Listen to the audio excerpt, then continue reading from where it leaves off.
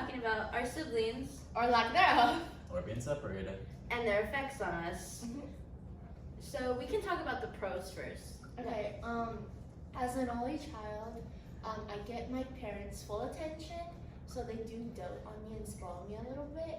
And because I have no siblings, I have, my own room, and then I have the entire back seat in the car whenever we go on like road trips and all that stuff. And I know that because like my parents don't have to like worry about sending multiple kids into college, it's easier on our finances, and we get to like splurge a little bit more. And well, being separated from your siblings, you get to, as Vanessa said, have your own living space. You don't have to argue over who's going to use the bathroom first, who's going to use the sink or a shower, and you get more attention, which is money, food. Oh, you don't have to fight over who's going to get what the chips or or gummies. Yeah. But Oh. yeah, Okay. so that's going to Italy. A couple of the pros of being the oldest daughter of two younger siblings, well, two younger brothers. I get to boss them around. That's my favorite part of it. I get to boss them around all day, every day. And they kind of just have to do what I say, because, like, what are you going to do instead? Defy me? I'm going to go tell mom or something. But also, being the daughter, like both of them, I get my own room. Very nice. Own privacy. It's very nice. And the cons from being separated or any other dynamic. Sorry for Vanessa. Yes. Oh, I guess there's a lot of pressure as the only child of immigrant parents to like succeed in life, because like my parents didn't come here and do all that just for me to like not have a good education and job.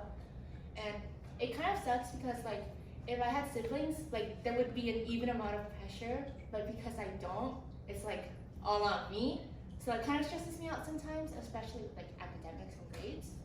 And because I don't have anyone like around my age in this house, like I rely on my friends a lot for like the closeness a person would usually get or like can get through their siblings. Yeah. I rely on my friends and cousins a lot. And yeah, Emily? Okay.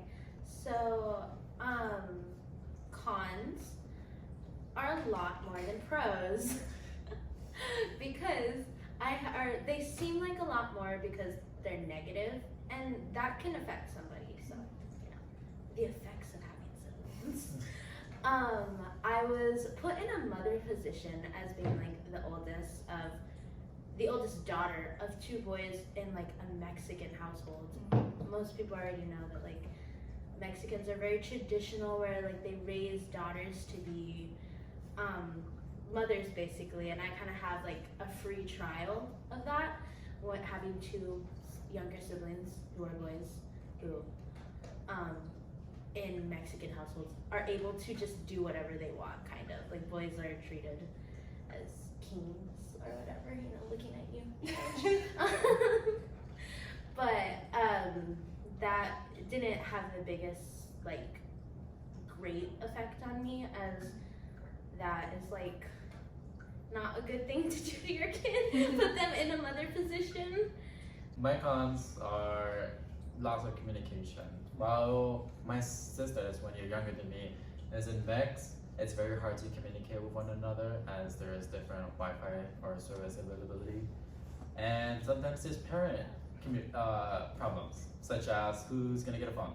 My sister has a broken phone because her dad won't be able to afford her one. So that's pretty hard. And it's also worrisome because you don't know what your sibling is gonna get into as you're all separated.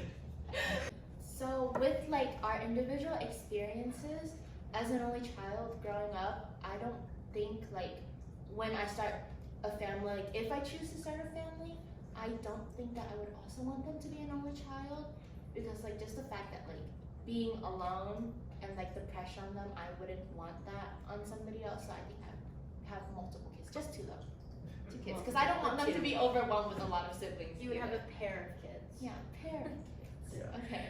How about you, George? I would honestly, same as Vanessa, probably have 2 kids because if I have a lot, it would be like too much. What about the middle child? What's gonna happen to the middle child? It's gonna be non-existent. They're not there. So I would just have 2, to be honest. Or maybe don't have kids at all. Just have a dog or a cat or a fish, whatever makes you A happy. fish. A fish makes me happy sometimes. Yeah, it's okay. My dad had fish. Yes. See. So what about you, Emily? I think, well, personally, I do want a lot of kids, but I don't really care about the number. More than 2. More than 2, we'll just leave it at that. But I think I would not do to my eldest kid what my parents did to me. That sounds so mean, but like I wouldn't put so much pressure on them to be a second parental figure as like I was put. So that's like how my dynamic plays into how I want to raise my own kids eventually one day. So Can I add something or? you can add No. something. Because it's like, I kind of relate to what Emily's saying because I feel like if my parents didn't like kind of imply like the pressure on me to like, be successful or like start the next generation and I think I would be fine with having 1 kid also. Right. But like, I'm scared that like the cycle continues. So for maybe my future child's sake, multiple kids. When you grow up, how would you want your future family dynamics to be with your children really gotta and think maybe about their it. siblings? Yeah. Yeah, really think You, about got, it. you really before gotta think having before you kids. have